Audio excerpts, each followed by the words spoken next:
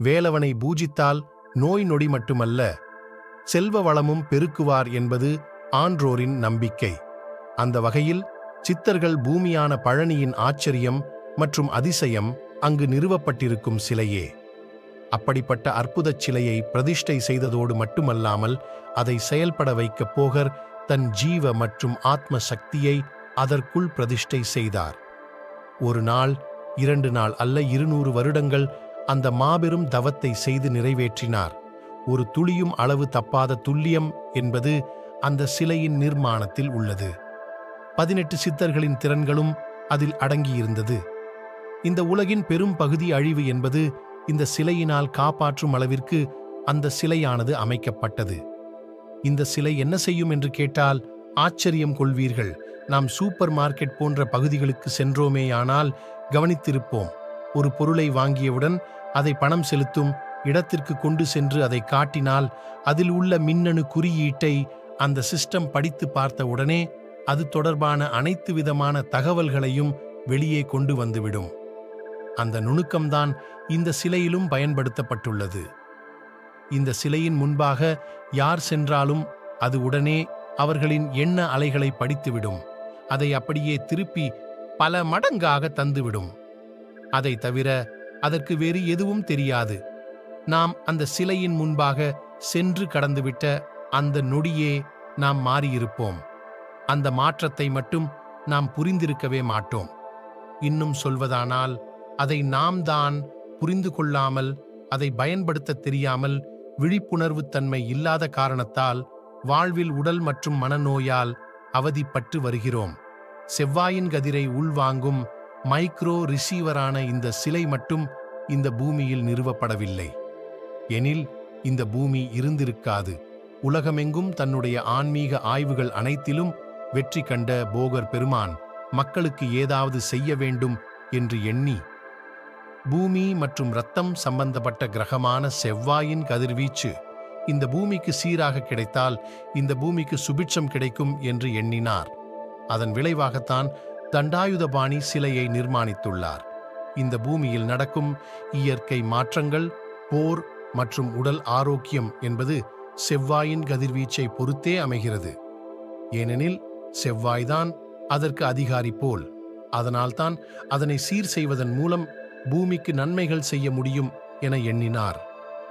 உலகம் எங்கும் சுற்றி ஆய்வு செய்து பார்த்ததில் செவ்வாயின் கதிர்வீச்சு பூமியில் வைத்தீஸ்வரன் கோவில் மற்றும் பழனி தலத்தில் மட்டுமே அதிகமாக விழுகிறது என்பதை கண்டறிந்தார்.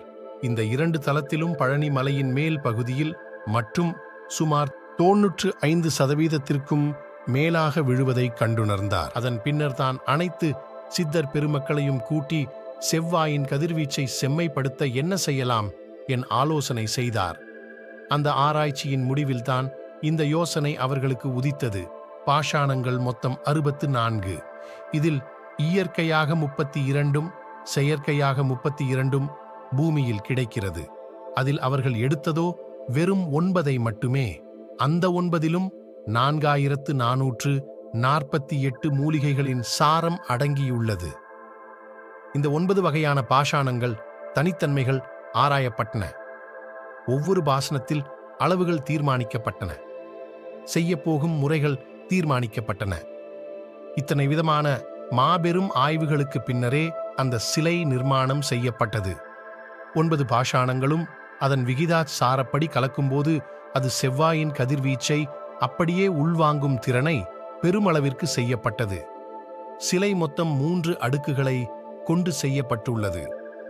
மேலடுக்கு செவ்வாயின் கதிர்வீச்சை ஈர்க்கும் விதமாகவும், அதன் அடுத்த அடுக்கு அதை கடத்தி உள்ளே கொண்டு செல்லும் விதமாகவும், உள் அடுக்கானது அதை சேமிக்கும் விதமாகவும் உருவாக்கினார்கள்.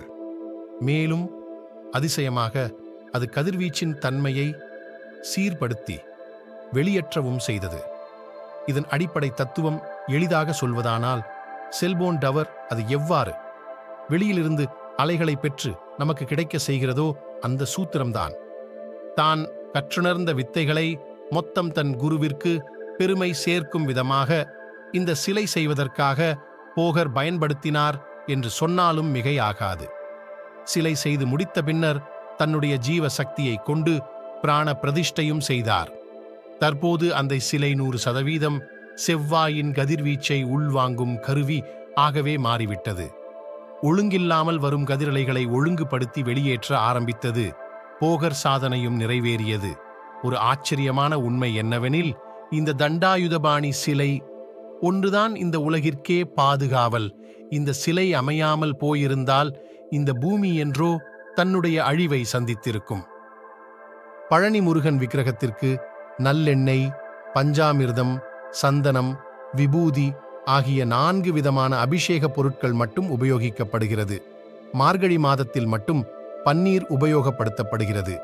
இவைகளில் சந்தனம், பன்னீர் தவிர மற்ற அபிஷேக பொருட்கள் முருகனின் சிரசில் வைத்து உடனே அகற்றப்படுகிறது.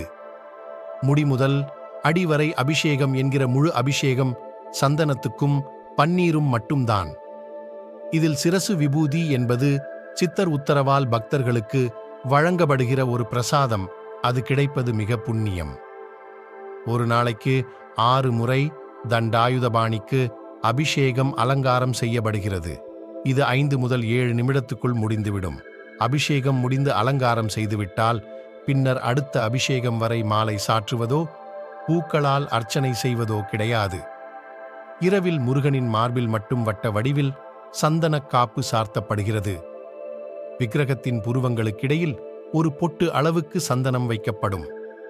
முன்னொரு காலத்தில் சந்தன காப்பை முகத்திலும் சார்த்திக் கொண்டிருந்தனர்.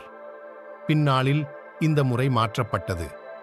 தண்டாயுதபாணி விக்கிரகம் மிகுந்த சூடாக இருக்கும். ஆதலால் இரவு முழுவதும் அந்த விக்கிரகத்திலிருந்து நீர் வெளிப்படும். இந்த நீரை அபிஷேக தீர்த்தத்துடன் கலந்து காலை அபிஷேகம் நடக்கும்போது அங்கு இருக்கும் பக்தர்களுக்கு பிரசாதமாக விநியோகம் செய்கிறார்கள்.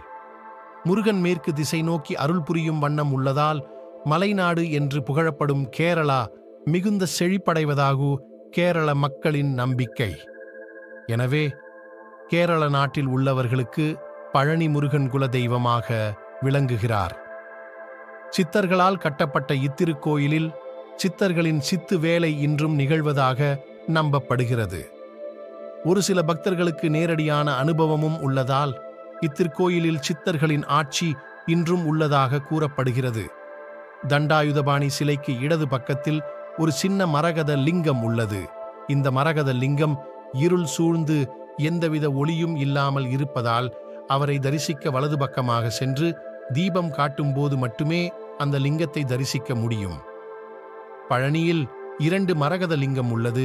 ஒன்று முருகர் சன்னதியில், இன்னொன்று போகர் சமாதியின் மேல். இந்த இரண்டையுமே போகர் பூஜை செய்ததாக செவிவழிச் செய்தி கூறப்படுகிறது.